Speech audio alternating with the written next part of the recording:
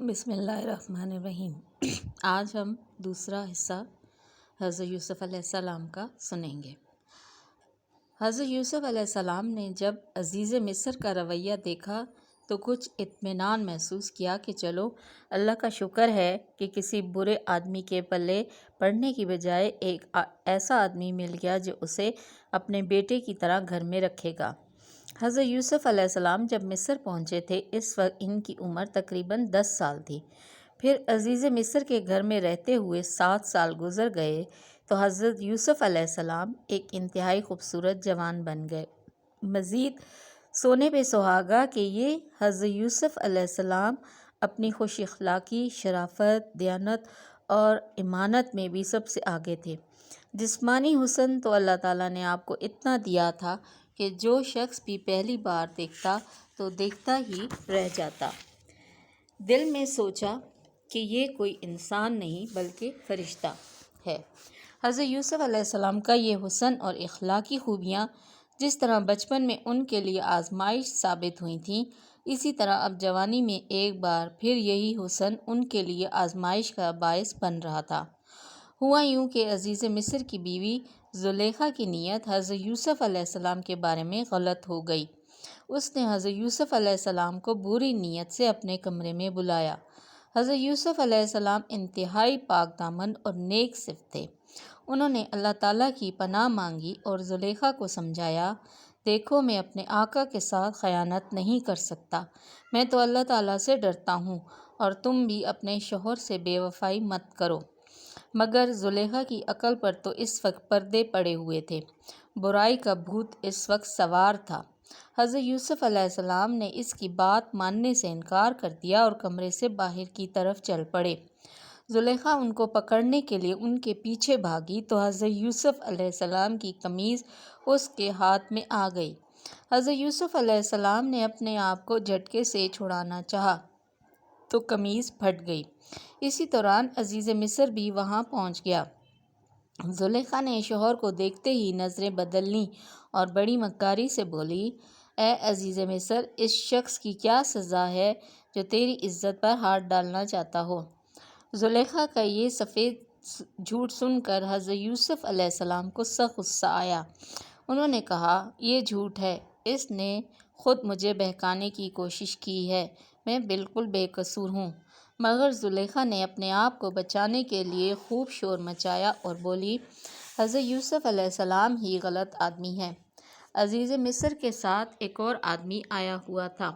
اس نے کہا، یہ پتہ چلانا تو بہت آسان ہے کہ زلیخا نے حضرت یوسف علیہ السلام کا پیچھا کیا تھا یا حضرت یوسف علیہ السلام نے زلیخا کا۔ اے عزیز، حضرت یوسف علیہ السلام کی قمیض دیکھیے کہ وہ کہاں سے پھٹی ہے۔ اگر آگے سے پھٹی ہے تو اس کا مطلب ہے کہ زلیخا سچی ہے، اور اگر پیچھے سے پھٹی ہے تو پھر اس کا مطلب ہے کہ زلیخا نے حضرت یوسف علیہ السلام کا پیچھا کیا ہے اور وہ جھوٹی ہے۔ عزیز مصر نے جب یوسف کی قمیض دیکھی تو وہ پیچھے سے پھٹی ہوئی تھی۔ اس نے اپنی بیوی سے کہا، تم ہی جھوٹی ہو۔ پھر اس نے حضرت یوسف علیہ السلام اور اپنے ساتھ آنے والے آدمی سے جو کہ اس کا رشتہ دار تھا کہا کہ اس واقعے کا دوسروں کے سامنے ذکر مت کرنا۔ لیکن اس کے رشتہ دار نے وعدے کے باوجود اس بات کا تذکرہ دوسرے لوگوں کے سامنے کر دیا۔ یوں زلیخا تمام خاندان میں بدنام ہو گئی۔ اس کی رشتہ دار عورتوں اور سہیلیوں نے اس کا مذاق اڑایا اور کہا، افسوس، زلیخا ایک عام سے غلام لڑکے پر فریفتہ ہو گئی۔ یہ باور کرانے کے لیے کہ حضرت یوسف علیہ السلام کوئی عام لڑکا نہیں ہے، زلیخا نے ایک ترکیب سوچی۔ اس نے اپنی تمام سہیلیوں اور رشتہ داروں کو دعوت پر بلایا، پھر ان کے سامنے پھل اور چھریاں رکھ دیں۔ جب یہ عورتیں پھل کاٹ کاٹ کر کھانے لگیں تو اچانک زلیخا نے حضرت یوسف علیہ السلام کو آواز دی۔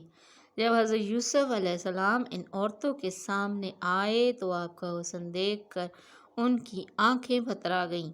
وہ حضرت یوسف علیہ السلام کے حسن میں ایسے کھو گئیں کہ ان کو پتہ ہی نہ چلا کہ انہوں نے چھریوں سے پھلوں کی بجائے اپنی انگلیاں کاٹ ڈالی ہیں۔ پھر جب انہیں ہوش آیا تو بیک زبان ہو کر بولیں، یہ کوئی عام آدمی نہیں بلکہ فرشتہ ہے۔ زلیخا نے ان سے پوچھا، تم نے یہ وہی لڑکا ہے جس کے بارے میں تم مجھے طعنہ دیتی تھیں؟ اب تو تمہیں میری بات کا یقین آ گیا ہوگا، لیکن اس لڑکے نے اگر اب بھی میری بات نہ مانی تو میں بھی اسے جیل کی ہوا کھلا کے چھوڑوں گی۔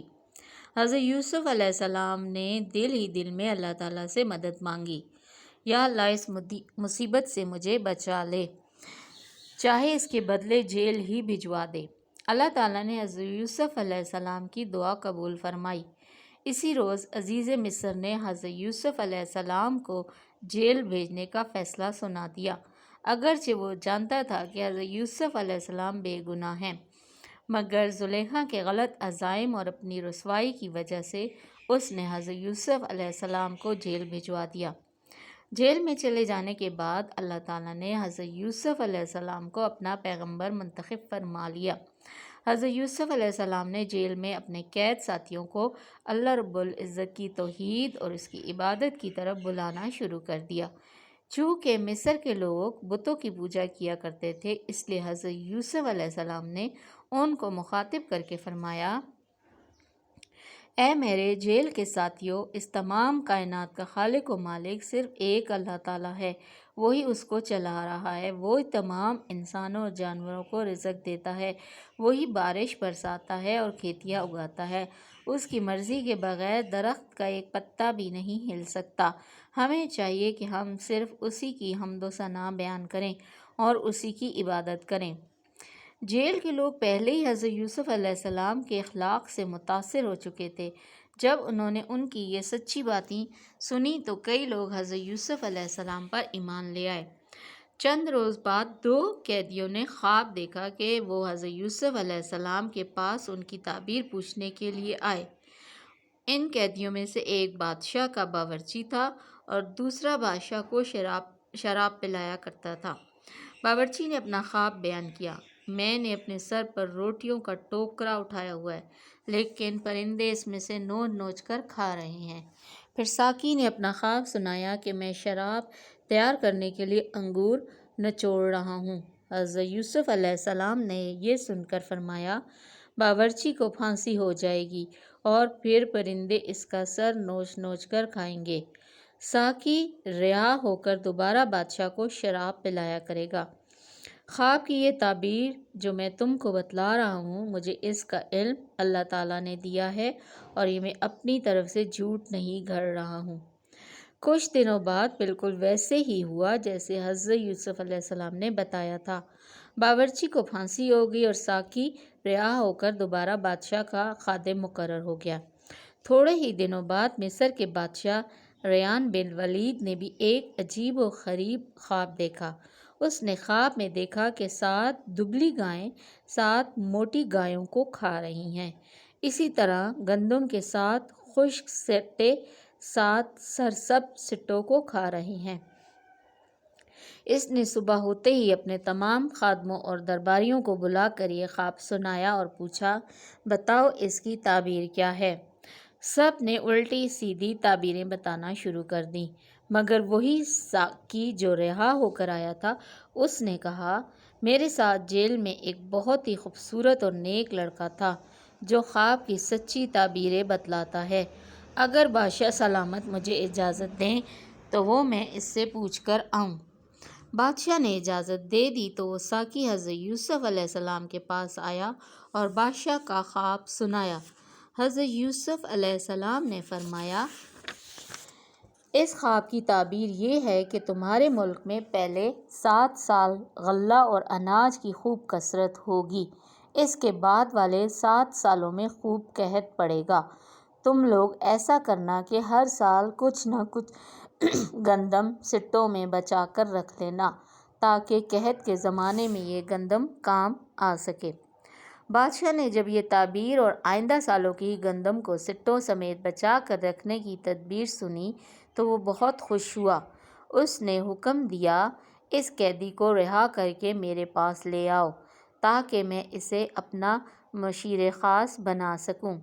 جیل کے داروغہ نے حضرت یوسف علیہ السلام کو یہ خوشخبری سنائی تو انہوں نے رہا ہونے سے انکار کر دیا اور فرمایا، اے فرمایا اپنے بادشاہ سے کہو پہلے میرے معاملے کی چھان بین کرے، پھر اس کے بعد کوئی فیصلہ سنائے۔